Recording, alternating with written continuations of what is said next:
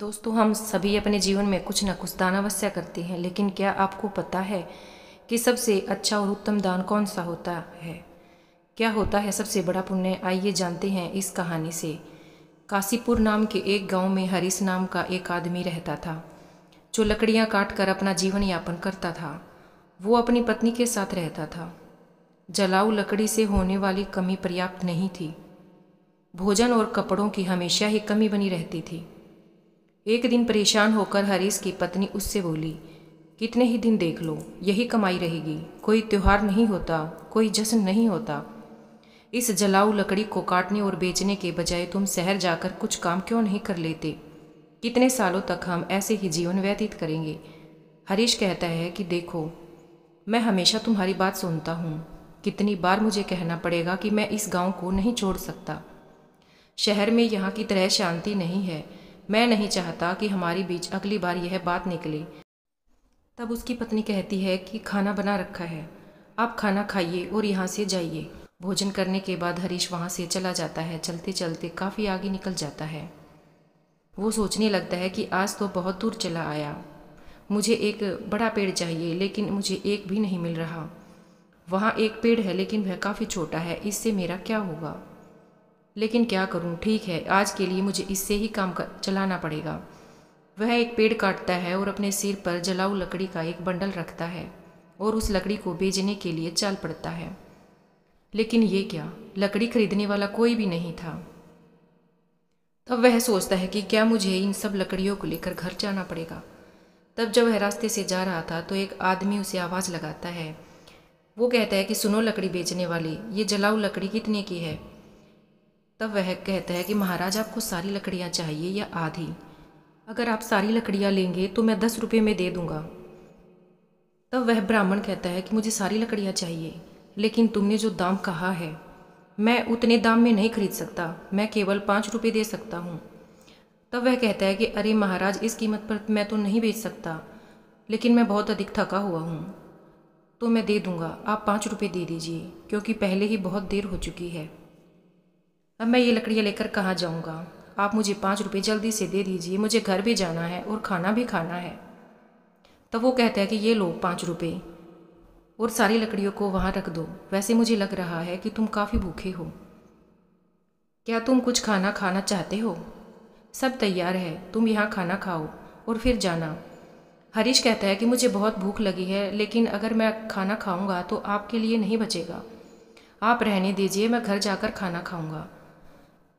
तब वो आदमी कहता है कि तुम चिंता ना करो, तुम खाना खा लो, क्योंकि तुम्हारे खाने के बाद भी 10 लोग खा सकें इतना खाना मेरे पास है, और जब भी तुम्हें भूख लगे तुम यहाँ आकर खाना खा सकते हो। हरीश पूछता है कि क्या आप हमेशा ही आप सभी को ऐसे ही खाना खिलाते हैं? तब वो कहता है कि जब तक ईश्वर मुझे शक्ति देगा तब तक मैं ये करना चाहता हूँ, फिर आगे भगवान की इच्छा। तो वो कहता है कि ठीक है, आज मैं खाना यहीं पर खाऊंगा। उस दिन उस हरीश ने पंडित शास्त्री के घर खाना खाया और धन्यवाद करते हुए बोला कि महाराज, आप बहुत अच्छे और उदार दिल के हैं। ऐसा अच्छा काम करने में मैं आपकी मदद करना चाहता हूँ। अब से मैं 10 रुपये वाली कीमत की लकड़ियाँ आपको 5 रुपये में दूंगा। ठीक है, तो अब मैं चलता हूँ। तब वो कहता है कि ठीक है बेटा, तुम सकुशल जाओ। हरीश ने अपनी काटी हुई सारी लकड़ियाँ पंडित शास्त्री जी को 5 रुपये में दे दी और घर के लिए निकल गया। उसकी पत्नी बोली, क्या हुआ, इतनी देर तक क्या कर रहे थे? क्या आज तुमको कोई अच्छा सौदा मिल गया? लाओ पैसे दो। हरीश कहता है कि अगर देखने जाओ तो सौदा अच्छा नहीं था, 5 रुपये मिले हैं। तब वो कहती है कि क्या तुम सच में मुझे 5 रुपये दे रही हो? मैंने सोचा था कि जितना तुम मुझे रोज़ देते हो उससे तो आज दोगुना दोगे ही, लेकिन आज तो तुमने मुझसे उससे भी आधा दिया है। तुम इतने लंबे समय से कहाँ थे, क्या कर रहे थे? तब वो कहता है कि अरे मैं लकड़ियाँ बेचने निकला था, लेकिन कोई खरीदार ही नहीं मिला। तो मैं हमारे पास के गांव गंगापुर में श्रीमान शास्त्री के ब्राह्मण के घर गया। वहाँ पर जो भी जाता है वो उन्हें प्यार से खाना खिलाते हैं। ऐसे लोगों के लिए हमें कुछ ना कुछ जरूर करना चाहिए। हरीश की पत्नी कहती है कि हमेशा खाना देता है, फिर तो वह बहुत अधिक पैसे वाला होगा, नहीं तो वह ऐसा कैसे कर सकता है, इतने लोगों को खाना कैसे दे सकता है? हरीश कहता है कि वो इतना अमीर नहीं है जितना तुम सोच रही हो। वो दान की अच्छी भावना रखते हैं। गंगापुर मंदिर के पुजारी हैं वो। अपनी कमाई से ही खाना देते हैं सबको। मैं तो पूछ रही थी कि तुमने उस ब्राह्मण की कैसे मदद की। हम क्या मदद कर सकते हैं?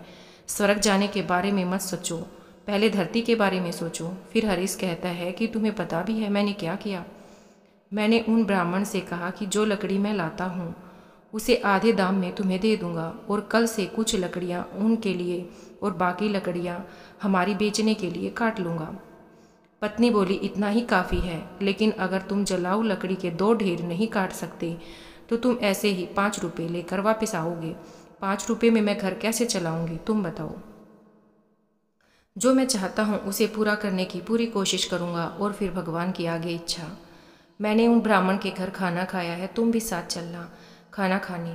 हरीश हर दिन जलाऊ लकड़ियाँ काटता और मिस्टर शास्त्री से किए वादे के मुताबिक सिर्फ 5 रुपये लेता था।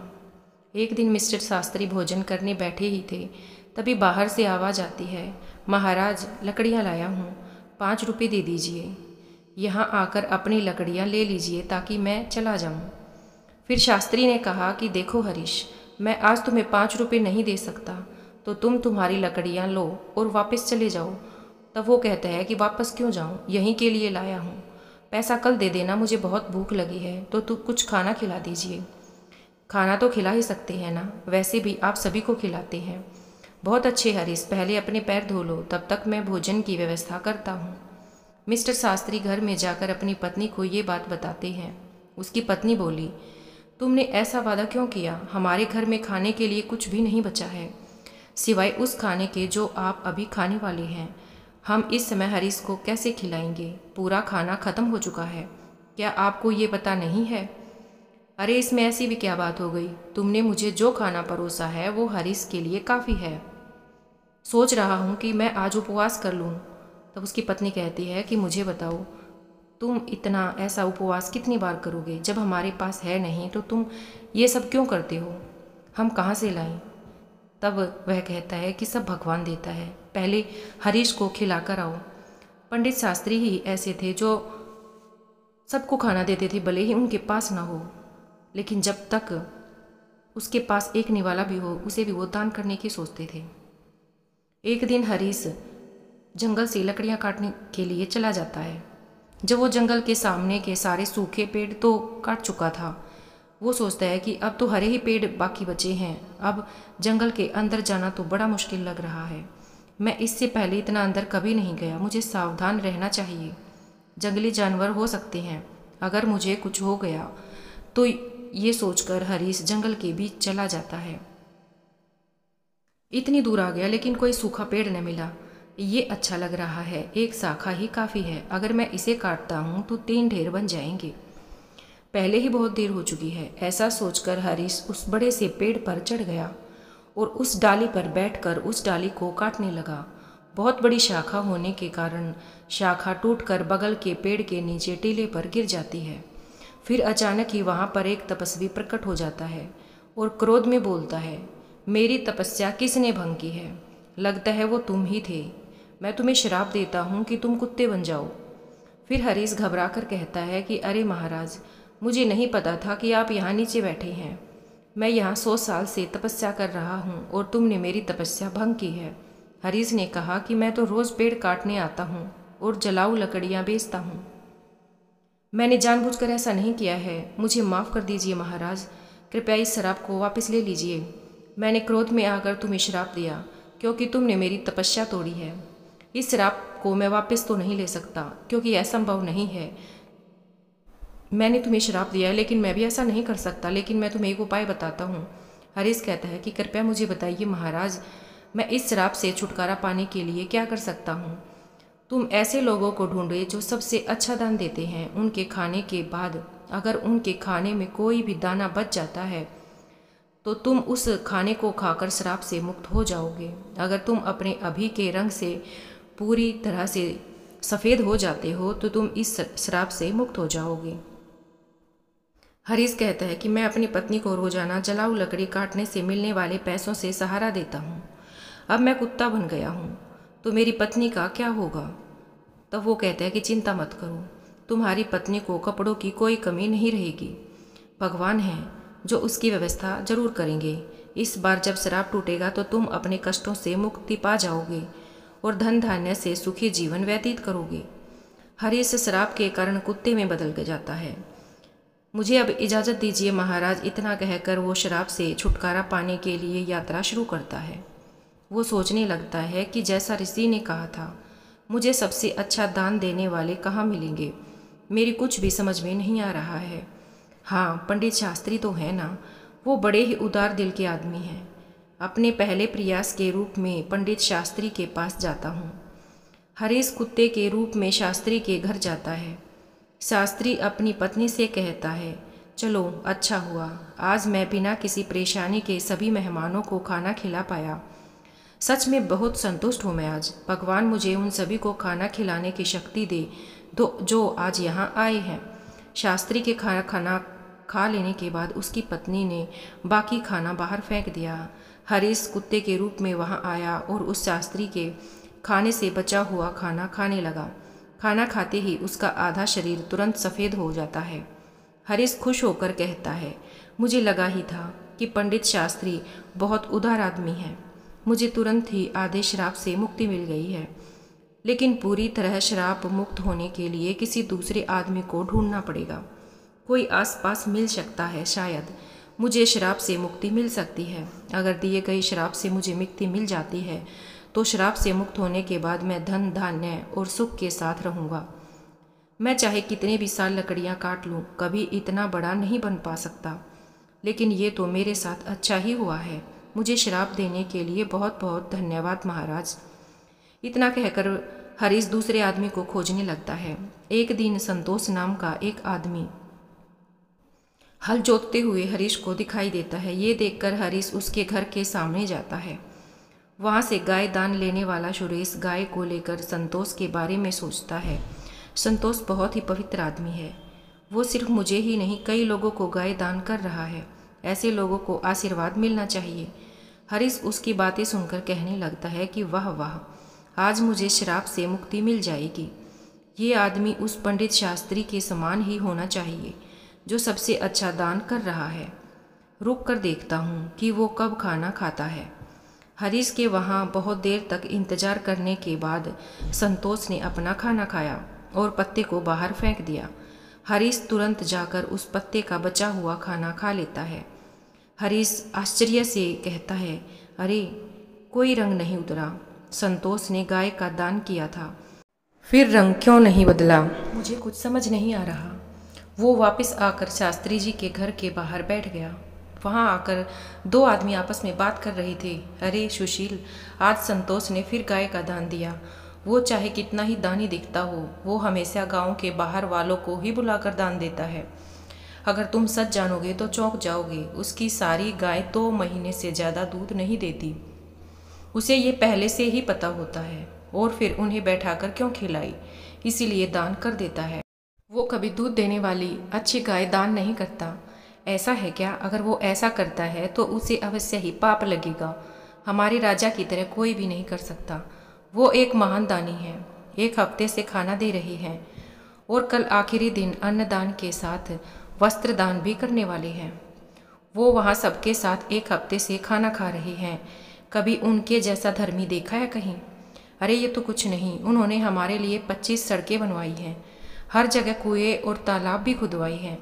मतलब उन्होंने बहुत कुछ किया है। ऐसा धर्मी मैंने कहीं नहीं देखा है। ये बातें हरीश सुनकर बहुत खुश होता है। उसके मन में विचार आता है कि चलो अब तो तय है कि मुझे श्राप से मुक्ति मिल जाएगी। मुझे तुरंत राजा के पास पहुंचना चाहिए। वो राजमहल के बजाय लोगों के साथ खाना खा रहे हैं। इस अवसर का लाभ उठाना चाहिए। अगले ही दिन हरीश उस जगह पहुंच जाते हैं जहां राजा खाना देता था। वहां उसने राजा को कपड़े बांटते हुए देखा। वो सोचने लगा कि राजा कितने अच्छे हैं, इतने सब लोगों को खाना देने के साथ साथ कपड़े भी दे रही हैं। मैं जिस दूसरे आदमी को ढूंढ रहा था अवश्य ही ये वही राजा है। राजा के खाने तक इंतजार करना होगा। राजा के खाने के बाद सैनिक उस पत्ते को बाहर फेंक देते हैं जिसमें राजा ने खाना खाया था। ये देखकर हरीश वहां जाता है और पत्ते में से खाना खाता है। फिर आश्चर्यजनक रूप से खुद को देखकर कहता है कि अरे ये क्या, इतने महान दानी राजा का भोजन करने के बाद भी मेरा रंग नहीं बदला। ये शराब तो दूसरी तरह का लग रहा है। मुझे तुरंत उस ऋषि के पास जाना चाहिए जिसने मुझे ये श्राप दिया था। हरीश उस स्थान पर पहुंचता है जहां ऋषि थे। वो ऋषि को प्रणाम करता है। तपस्वी उसे निराश देखकर पूछते हैं, क्या हुआ हरीश? ऐसा लगता है कि तुम्हें अभी तक केवल एक ही आदमी मिला है, केवल आधा रंग बदला है तुम्हारा। क्या तुम्हें और कोई नहीं मिला? श्राप मिले हुए तो तुम्हें बहुत दिन हो गई हैं। तब हरीश कहता है कि मुझे तो शंका है। पंडित शास्त्री का खाना खाकर मैं आधा सफ़ेद तो हो गया। इसके बाद मैंने उनसे भी ज़्यादा दान करते लोगों को देखा। उन्होंने जो खाना खाया उसे खाने से कोई फ़ायदा नहीं हुआ महाराज। इसके अलावा हमारे शहर के राजा बहुत धर्मी हैं। 1 हफ्ते तक उन्होंने सबको खाना दिया, कपड़े भी दान में दिए। इतने धर्मपरायण आदमी द्वारा खाया हुआ खाना खाने के बाद भी मैं श्राप से मुक्त नहीं हो पाया हूँ। इसमें कुछ रहस्य है महाराज, मुझे नहीं समझ आ रहा। आप ही बताइए ना महाराज। फिर ऋषि ने उससे कहा, तुमने जितने उनको देखा है उनमें से किसी के द्वारा भी दिया गया दान सच्चा दान नहीं था। संतोष ऐसी चीज़ें दे रहा था जिसकी उसे ज़रूरत नहीं थी। अगर उसे उनकी ज़रूरत होती तो वो उन्हें दान ही नहीं करता। ऐसे ही राजा जो कुछ भी देता है उसे दान नहीं माना जाएगा, क्योंकि राजा खुद नहीं कमाता। वो तुम्हारे द्वारा दिए कर आदि से ये सब दान करता है। कल के दान में भोजन और वस्त्र आपके द्वारा कर के रूप में ही दिए गए थे। इसीलिए जो भी दान उसने कल किए उसे दान नहीं माना जाएगा। ये लोगों का पैसा है और लोगों पर खर्च कर रहा है। समझ रहे हो तुम? इसमें राजा का दान कहाँ है? इसलिए राजा ने जो भी भोजन खाया वो तुम्हें श्राप से मुक्त नहीं कर पाया। देखो हरीश, सही दान जो उस शास्त्री ने भूखे को खाना दिया वो था। भले ही उन्होंने खाना नहीं खाया, इसीलिए उसका दान सबसे अच्छा है। कुछ और प्रयास करो, तुम इस शराब से मुक्ति पाने के करीब हो। समझ गया महाराज, धन्यवाद। हरीश उदास मन से वहाँ से चला जाता है। बाप रे, कितनी दूर चला आया हूँ, बहुत भूख लगी है। अच्छा होगा कि पास में कुछ खाना मिल जाए। वहाँ पास में ही एक बूढ़ा आदमी घड़े में पानी ले जाता हुआ उसे दिखाई दिया। वहाँ 2 लोग बातें कर रहे थे। उस बूढ़े आदमी को देख रहे हो? वो घड़े में पानी लाता है और वहाँ रखता है। इस धूप वाले रास्ते से गुजरने वालों के लिए पानी लाता है। ये बूढ़ा आदमी ऐसा लग रहा है जैसे ये 90 साल से अधिक का है। इसका काम काबिले तारीफ है। बूढ़ा आदमी जो खाना लाया था उसे निकाल कर खाने लगता है। भूखा हरीश बूढ़े आदमी के पास जाता है। बूढ़ा आदमी अपने खाने में से कुछ लेता है और हरीश को देता है। हरीश इसे खाते ही श्राप से मुक्ति पाकर एक आदमी बन जाता है। उसने बूढ़े आदमी को धन्यवाद किया और वापस लौट आया। क्या बात है, दान कभी भी छोटा या बड़ा नहीं होता। दूसरों की भूख मिटाने वाले शास्त्री और प्यास बुझाने वाले उस आदमी जैसा होता है। सबसे अच्छा दान खुद के बजाय दूसरों की मदद करना होता है। ऐसे ही चलते चलते हरीश अपनी पत्नी के पास गांव पहुंच जाता है और खुशी से रहने लगता है। उधर पंडित शास्त्री ने इतना दान कर दिया था कि उसके पास खाने को भी कुछ नहीं रह गया था। जब उसकी पत्नी ने उससे कहा कि पास के गांव में एक सेठ जी रहते हैं और वो पुण्य को खरीद लेते हैं, उनका पैसा देते हैं, अतः आप उनके पास आकर अपना कुछ पुण्य बेच करके कुछ पैसा ले आइए, जिससे अपना कुछ काम धंधा चल सके। शास्त्री की इच्छा तो नहीं थी, लेकिन फिर भी वो पत्नी के बार बार कहने के बाद वहाँ जाने को तैयार हो गया। उसकी स्त्री ने उसके खाने के लिए उसे 4 रोटियां बनाकर साथ में दे दी। वो अपने घर से चल दिया और जब उस नगर के समीप पहुँचा जिसमें वो सेठ रहते थे, वहाँ एक तालाब था।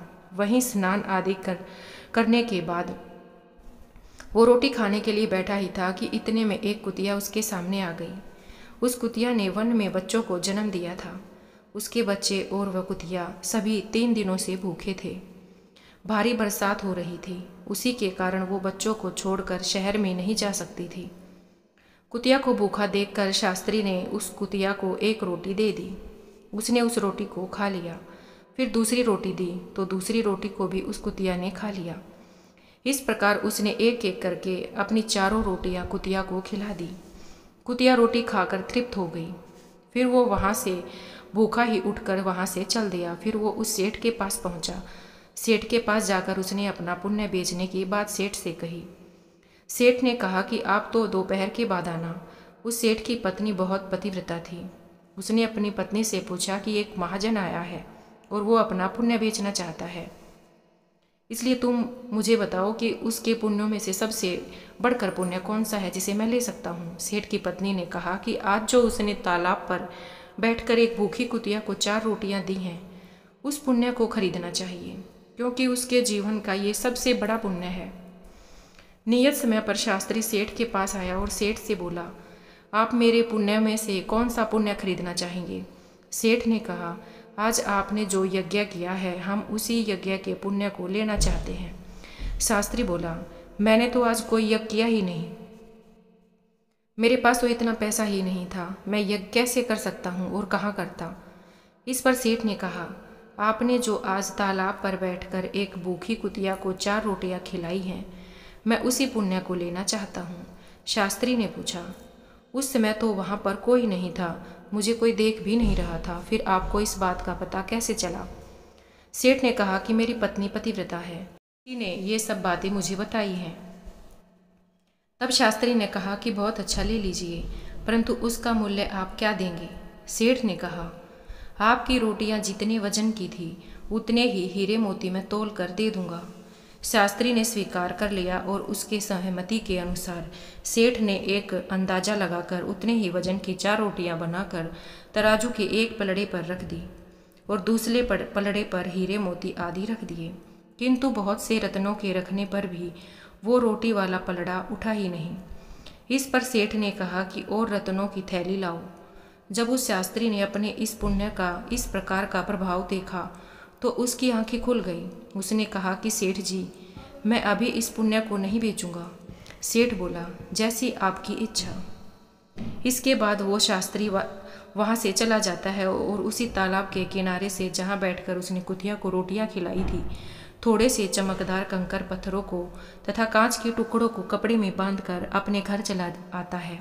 घर आकर उसने वो पोटली अपनी पत्नी को दी और कहा, इसको भोजन करने के बाद खोलेंगे। ऐसा कहकर बाहर चला जाता है। उसकी पत्नी के मन में उस पोटली को देखने की बहुत इच्छा हो रही थी। उसने उस पोटली को खोला तो उसमें हीरे, पन्ने, माणिक आदि रत्न जगमगा रहे थे। वो बड़ी प्रसन्न हुई। थोड़ी देर बाद जब वो शास्त्री वापस आया तो स्त्री ने पूछा, इतने हीरे पन्ने कहाँ से ले आई। शास्त्री बोला, क्यों मजाक करती हो। स्त्री ने कहा, मजाक नहीं कर रही, मैंने स्वयं खोल कर देखा है, उसमें तो ढेर के ढेर बेशकीमती हीरे पन्ने भरे पड़े हैं। शास्त्री बोला, मुझे लाकर दिखाओ। उसने पोटली खोलकर उसके सामने रख दी। वो उन्हें देखकर चकित हो गया। उसने अपने जो पुण्य किया था उसका प्रभाव समझा, जो उसने कुतिया को रोटियां खिलाई थी। फिर उसने अपनी यात्रा का सारा वृतांत अपनी पत्नी को कह सुनाया। दोस्तों, इस कहानी का अभिप्राय ये है, अभावग्रस्त आतुर प्राणी को दिए गए दान का अनंत गुणा फल मिलता है। वही सबसे बड़ा दान होता है, वही सबसे बड़ा पुण्य भी होता है। भगवान की दया के प्रभाव से कंकड़ पत्थर भी हीरे पन्ने बन जाते हैं। दोस्तों, इस प्रकार दीन, दुखी, अनाथ को दिया गया दान उत्तम है। किसी को संकट के समय दिया हुआ दान बहुत ही लाभकारी होता है। भूकंप, बाढ़ या अकाल आदि के समय आपातग्रस्त प्राणी को एक मुट्ठी चना देना भी बहुत उत्तम दान माना जाता है। वो सबसे बड़ा पुण्य होता है। और जो विधि पूर्वक सोना, गहना दान दिया जाता है, उससे उतना लाभ नहीं मिलता जितना आपत्ति काल में थोड़े से दान का होता है। इसलिए प्रत्येक मनुष्य को आपत्तिग्रस्त, अनाथ, विकलांग, विधवा आदि की सेवा करनी चाहिए। कुपात्र को दान देना तामसी होता है। मान, बड़ाई या प्रतिष्ठा के लिए दिया हुआ दान राजसी होता है, क्योंकि मान, बड़ाई, प्रतिष्ठा भी पतन करने वाली होती हैं। आज तो ये मान प्रशंसा हमें मीठी लगती है, पर उसका निश्चित परिणाम पतन का होता है। अतः मान बढ़ाई की इच्छा का त्याग करके ही दान करना चाहिए और उसी का अनंत गुणा फल हो जाता है। वही सबसे बड़ा पुण्य माना जाता है। दोस्तों, दान का महत्व त्याग का होता है, वस्तु के मूल्य और संख्या का नहीं होता। ऐसी त्याग भावना से जो सुपात्र को जिस वस्तु का जिसके पास अभाव है उसे वो वस्तु देना और उसमें किसी प्रकार की कामना को न रखना उत्तम दान कहलाता है और उसका पुण्य अनंत गुना होता है। निष्काम भाव से किसी भूखे को भोजन और प्यासे को पानी पिलाना सात्विक दान होता है। दोस्तों, वीडियो के माध्यम से की गई है कि आपको एक अच्छा संदेश प्राप्त हो। अगर वीडियो में कहीं किसी कोई बात से आपको दुख पहुंचा हो तो मैं आपसे दोनों हाथ जोड़ के क्षमा चाहती हूँ। मुझे अज्ञानी जानकर क्षमा कर देना। जय श्री राधे कृष्णा।